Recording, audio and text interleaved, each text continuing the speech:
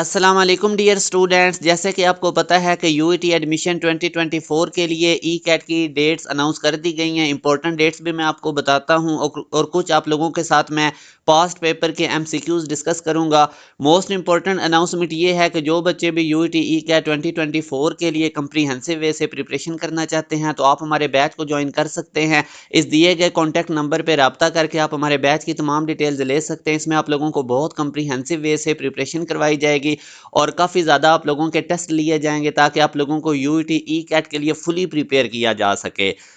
जो बच्चे भी जिन्होंने अभी तक हमारे व्हाट्सएप चैनल को फॉलो नहीं किया ज़रूर करें, क्योंकि आने वाले दिनों में आप लोगों को तमाम अपडेट्स इसी व्हाट्सएप चैनल के थ्रू मिलेंगे। इसका लिंक आपको इसी वीडियो के डिस्क्रिप्शन में मिल जाएगा। इसके थ्रू आप लोगों को लाइक डिफरेंट यूनिवर्सिटीज़ की टेस्ट की डेट, जो डिफरेंट फील्ड्स है, टॉप ट्रेंडिंग फील्ड्स हैं, उनके स्कोप के बारे में और यूनिवर्सिटीज़ में स्कॉलरशिप कैसे गेन करना है, इस तरह की तमाम अपडेट्स आपको हमारे व्हाट्सएप चैनल के अंदर मिलती रहेंगी। इसका लिंक आपको इसी वीडियो के डिस्क्रिप्शन में मिल जाएगा। और ये कुछ इंपॉर्टेंट डेट्स हैं जो आपने याद रखनी है। ओरिएंटेशन जो कि टेस्ट किस तरह का होगा, कैसे अटेम्प्ट करना है, ये 8 और 9 मार्च को 2 दिन ओरिएंटेशन होगी, 15 मिनट की होती है। और जो यूईटी का ई कैट टेस्ट है वो 11 मार्च से 15 मार्च तक थ्रू आउट होगा, यानी 11 को भी, 12, 13, 14, 15 मार्च को भी होगा। और जो लास्ट डेट ई कैट के अंदर अप्लाई करने की है वो 29 फरवरी है और जो ऑफिशियल रिजल्ट है वो 22 मार्च तक अनाउंस कर दिया जाएगा। अभी आप लोगों के साथ मैं कुछ यूईटी के पास्ट पेपर में क्वेश्चंस आते रहे हैं वो आप लोगों के साथ शेयर करूंगा। ये यूईटी और नस्ट के पॉइंट ऑफ व्यू से काफ़ी इंपॉर्टेंट है।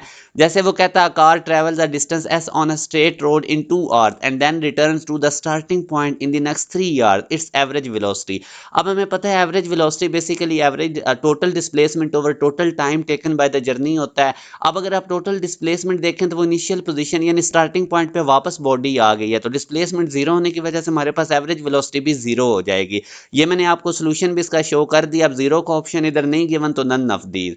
इसी तरह हम नेक्स्ट क्वेश्चन भी देखें, वो कहता है कि ये हमारे पास एक स्क्वायर है, यहाँ से बॉडी ए पॉइंट से शुरू होती है, बी तक जाती है और स्क्वायर की साइड 25 है। अब स्क्वायर में चारों साइड इक्वल होती हैं, तो ये अब देखें ये सारी चारों साइड इसकी 25 की हैं। अब ये ए से बी तक 25 कवर कर रही है, फिर बी से सी तक भी 25 डिस्टेंस कवर करेगी, फिर सी से डी तक भी 25 मीटर डिस्टेंस कवर करेगी। तो यहाँ से अब इसकी ये डी पॉइंट पे आके रुक गई है बॉडी। अब वो आपको कहता है कि इसकी एवरेज वेलोसिटी कितनी होगी। तो अगेन देखें, वेलोसिटी होती है टोटल डिस्प्लेसमेंट ओवर टाइम। तो अब आप ए से डी तक, इनिशियल पोजीशन इसकी ए थी और फाइनल पोजीशन डी थी, तो ए से डी तक अगर आप इसका डिस्प्लेसमेंट देखेंगे तो वो हमारे पास कितना होगा, जितनी ये साइड है, जो कि हमारे पास 25 है। क्योंकि डिस्प्लेसमेंट होता है इनिशियल से फाइनल पोजीशन तक का डिस्टेंस, शॉर्टेस्ट डिस्टेंस। वैसे तो ये ए से बी तक गई, बी से सी, फिर सी से डी, मगर डिस्प्लेसमेंट इनिशियल और फाइनल पोजीशन के दरमियान लेंगे जो कि 25 है।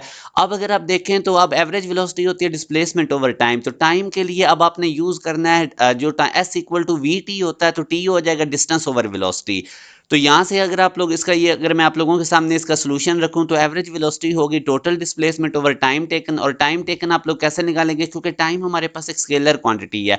तो s equal to v t formula में अगर आप लोग डिस्टेंस को डिवाइड कर देंगे वेलोसिटी के साथ, तो अब आप देख सकते हैं कि यहाँ पे उसने वेलोसिटी इनकी 15 मीटर पर सेकंड बताई हुई थी, तो ये 75 ओवर 15 करेंगे तो आपके पास 5 मीटर पर सेकंड इसका नेट आंसर आएगा। क्योंकि एवरेज वेलोसिटी के लिए आपने टोटल डिस्प्लेसमेंट को टाइम पे डिवाइड करना है।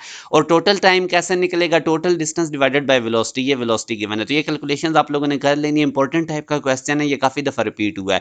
अच्छा, अब यहाँ से वो कहता है कि बॉडी है वो 6 मीटर नॉर्थ की तरफ जाती है, 8 मीटर ईस्ट की तरफ जाती है, 10 मीटर वर्टिकली अपवर्ड जाती है। What is the resultant displacement from initial position. तो आप देख लें वो नॉर्थ की तरफ भी जा रही है, ईस्ट की तरफ भी, फिर वर्टिकली अपवर्ड, तो तीनों परपेंडिकुलर डायरेक्शन है, जिस तरह एक्स वाई जी होता है। तो हमें पता है डिस्प्लेसमेंट एक वेक्टर है, तो वेक्टर का मैग्नीट्यूड यही होता है के कोफिशिएंट का स्क्वायर, जे के कोफिशिएंट का स्क्वायर, जी के कोफिशिएंट का स्क्वायर। एक्स डायरेक्शन में फर्ज करें उसका 6 है, तो वाई में 8 डिस्प्लेसमेंट है और जी में 10 है। तो इसी तरह हमने इसको वेक्टर की तरह ट्रीट करना है। आप लोगों ने इसका मैग्नीट्यूड निकाल लेना है, तो वही बेसिकली डिस्प्लेसमेंट होगा इनिशियल पोजीशन से, जो कि 10 × 2 रूट आंसर आएगा। अब एक और क्वेश्चन इसमें वो कहता है कि एक ट्रेन है, उसकी स्पीड 60 किलोमीटर पर आवर है for the first 1 our and 40 kilometre hour for the next half hour, it's average speed.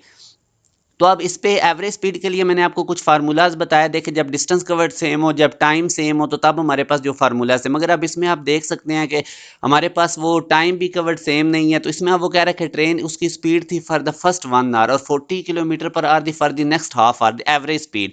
अब एवरेज स्पीड का फार्मूला होता है हमारे पास टोटल डिस्टेंस ओवर टाइम।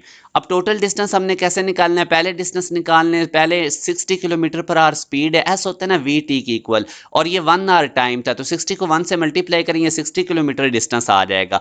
दूसरी जर्नी का डिस्टेंस कैसे निकलेगा, 40 किलोमीटर पर आवर स्पीड है और वो नेक्स्ट हाफ आवर के लिए, तो 40 को हाफ से मल्टीप्लाई करें तो 20 किलोमीटर डिस्टेंस आ गया। अब आप लोगों ने टाइम अगर टोटल निकालना है, पहले 1 आवर है फिर 1.5 आवर है, तो ऐड करेंगे तो हमारे पास टोटल अगर पहले 1 आवर है और फिर हाफ आवर है तो 1 के अंदर 0.5 ऐड करेंगे तो 1.5 आवर हमारे पास आ जाएगा टाइम। तो अब आप लोगों ने अगर एवरेज स्पीड निकालनी है तो आप लोगों ने टोटल डिस्टेंस को टोटल टाइम पे डिवाइड कर देना, तो ये हमारे पास आंसर आ जाएगा।